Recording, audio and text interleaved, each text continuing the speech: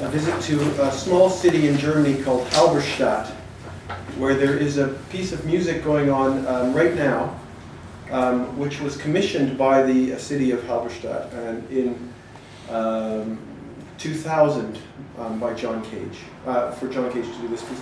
Halberstadt was the first city in Europe to have a modern organ over 600 years ago. And for the millennial celebrations there, they thought they would commission a piece of music. So they asked, they remodified a piece of music that Cage wrote earlier. And it's called As Slow as Possible, and it's intended to last for 639 years, played continually, which is the same length of time from when this organ was made up to the millennium. So this piece will begin in 2001, it will end in 2640. And it's a small organ in an old ruined church building with two pipes, and there's a bellows with a small electric motor that shoots the air through, and it's just, the notes don't change very often. Sometimes it's over a decade, sometimes it's even longer before the notes change.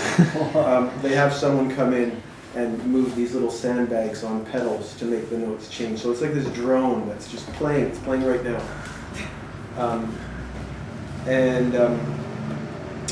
If the power goes down, there's enough air circulating to keep it going for 10 minutes, and then they have generators that automatically turn on to get it going again. So they thought about, it's very precisely made. It's a beautiful thing, actually. I found it an extremely profound experience to see this, and it's a kind of an interesting lead-in to what I wanted to talk about, because one of the things Cage wrote about very early in his career, which he discovered from his study of Asian artistic traditions.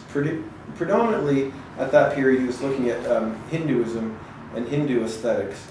But the idea was that music was a means to calm the mind, to still the mind, to make it susceptible to divine influences. And this is something Cage wrote about frequently in his earlier work. And then of course this was later translated on various levels to his interests in Buddhism. To me, this piece in Halberstadt, this As Slow as Possible, as it's called, had this kind of drone, which was very reminiscent of a kind of a chant of sorts that was very calming, stilling. And so this really made me think of tonight's topic in a way, because Stephen asked me to talk about Cage's Buddhism and his if there was any influence from that on my own work. I met Cage in the early 80s when I was an art student in Toronto at the Ontario College of Art. He came into our painting studio. I was in my early 20s and I'd never heard of Cage before. And he was really genuinely a kind of shining person. He was just, he was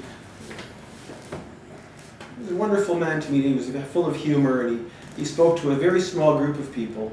And there was a concert that evening at the University of Toronto, one of the concert halls. And he advised us all before the concert to wander around during the performance. It was a piece of his called the Oratorio. So I got up and I went out in the stairwell during the performance, and I heard these streetcars going by, like trams in Toronto. And that mixed with Cage's voice as he was reading through Finnegan's Wake, a version of Finnegan's Wake, and there was taped effects and some Irish traditional musicians playing as well, according to preordained time frames, which were all derived from his chance operations. And at that point there was a kind of opening I experienced that in a sense I saw this connection. It was sort of this pan-oral experience where the sound of the concert was more than just being what was produced by the musicians on stage. And so this kind of got me very interested in Cage. It was kind of very interesting for me. Anyway, I got a copy of his book Silence shortly after, and there was this very kind of interesting look to this book where there was very short narratives, what we would almost call now flash fiction, mixed with text, different odd layouts, different typefaces, pauses, blank spaces, various different odd ways of putting the work together. And also running through the whole thing, something that really caught my mind was many, many references to Zen Buddhism. And at that time I had practiced a little meditation, but I wasn't, by any means, I wasn't a Buddhist, I wasn't a regular meditator. I was familiar with Buddhism mainly through, as a teenager, reading beat literature, Kerouac, and also through a book called Zen Flesh, Zen Bones, which was a wonderful collection of little Zen anecdotes, so to speak. So I had some idea about this, something about Zen, but here I saw it in a different context. Here was this, what we used to call experimental art at that time. I was studying this so-called Department of Experimental Art, which is now defunct. And it was very exciting to see this kind of strange experimental linguistic work coupled up with Zen. Something clicked for me, and now more than 30 years later, I still get a sense of excitement when I think about Cage. I go back to Cage's work quite a lot. And I question, what is it that the indeterminacy of his texts, his illegible so-called nothing to say, that makes him so provocative? In a 1982 interview, Cage mentioned that his first inclination after encountering Zen was to make music about Buddhist ideas, so that there'd be these Buddhist themes somehow in the music. But then he thought, instead of talking about it, he would do it. Instead of discussing it, he would act it out in his music. And that would be done by making the music and the writing and his visual art also non-intentional, starting from what he called an empty mind. And what strikes me as crucial about Cage here is his acting out or rehearsing of Zen, not through the thematics, not through presenting the themes or teaching about Buddhism, but in formal means, through a more direct kind of performative means. So just as an example, when he composed his book Empty Words, he subjected Thoreau's journal to chance operations, took sections of the language out, and then did more chance operations on that to get smaller and smaller particles, until there were just, the final fourth section of this piece is only minute bits of text, sounds. I'll read a bit from this, just so you can get a sense of what it sounds like. Ax, Offie, Eo, Tilger, no. Tsinsk. Ooh. Tolf. Brick.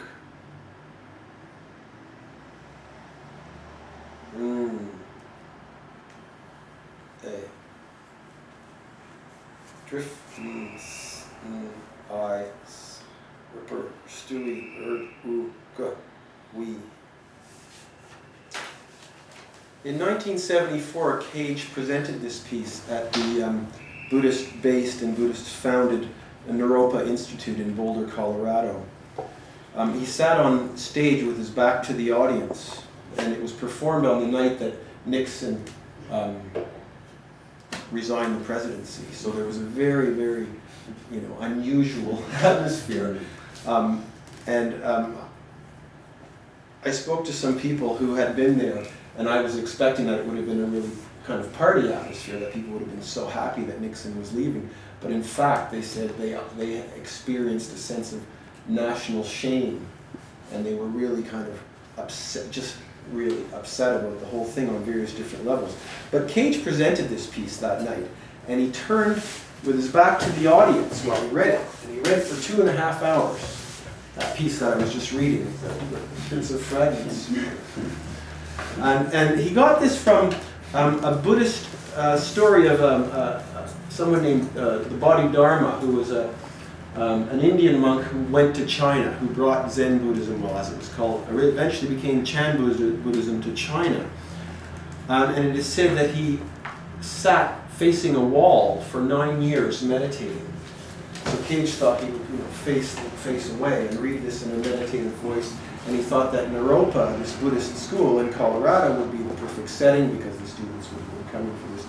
But instead, The audience threw objects at the stage, screamed, yelled, plays guitars, told them to shut up and yelled at them. And so then people in the audience, Allen Ginsberg and others in the audience, formed a circle around him, facing outwards, so that he could finish the reading as a kind of, energy shield of sorts, And he did finish it, and then after he engaged in a questioning with the audience about why they were reacting the way they did, etc. So that's part of the some of the background, just a little taste really of some of Cage's ideas. Now Stephen asked me if I would talk briefly about how Cage and Buddhism had influenced my own poetics. And my writing certainly does take influence from Cage, and I am also deeply sympathetic to the Zen foundations in his writing, especially the non-thematic and often quite humorous performance of the Zen void, which Buddhism describes as shunyata, or emptiness, and I think which gets worked out in Cage as silence, really. And I'm also drawn to his use of found material and the employment of poetic constraint as a means to produce meaning. These interests are probably most readily seen in my books, Rapid Eye Movement and The Persons, which really have these constraints built into them very strongly. They're entirely based on them. But unlike Cage, I would say, I'm becoming quite sloppy. I'm a bit more sloppy anyway, and messy with my constraints. And I still use them, but I use them more as guidelines now. I move around within them. So I've brought a certain kind of subjectivity back into the use of the constraint. To some extent, you could say that I'm trying to humanize these use of constraints. And so for my most recent work, which is called 540493390, I've employed an online random integer generator to determine the weight of words per page. And I've also written through various source texts to create this text, much like Cage using different source texts. I'm very much involved with that. Modifying the language, changing diction to emphasize the sounds related to on, om, that kind of vowel sounds with M's. So the constraint here is much looser, although it's still in place. And it's been put in place to create a kind of hymn or a vocal drone in collaboration, if you will, with the randomized series of numbers and specific vowels. This probably is completely unclear, but I'll just read a little excerpt so you can get a sense just for a minute or two.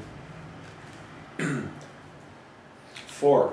You unfolded plots, allotments, and soil for homes, unrolled those homes for nothing.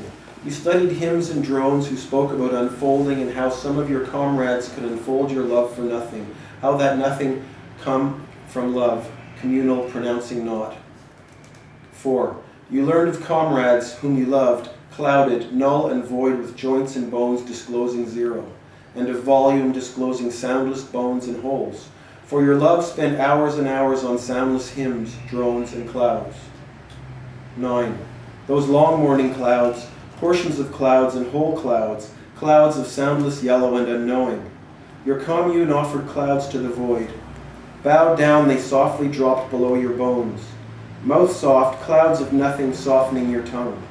Would that you followed bodies onto soil, onto a song abandoned by yellow or by clouds of love, communal love, broadening onto an unfathomable yawning yellow, not a shallow no, not a word or a wound, nor a bottomless no now frozen, now zero. You learned how the solid implodes those wounds, sometimes imploding those untold yellows and clouds, those hymns of snow, and how powder dropped through a hole, around the border of a hole, towards crows who looped round the pond, looping over an unknown love unseen by none but crows. 0. 2. You learned how hymns possessed your wounds with drones, and you looked onto icons of crows, your unknown body longing for a hole. 1.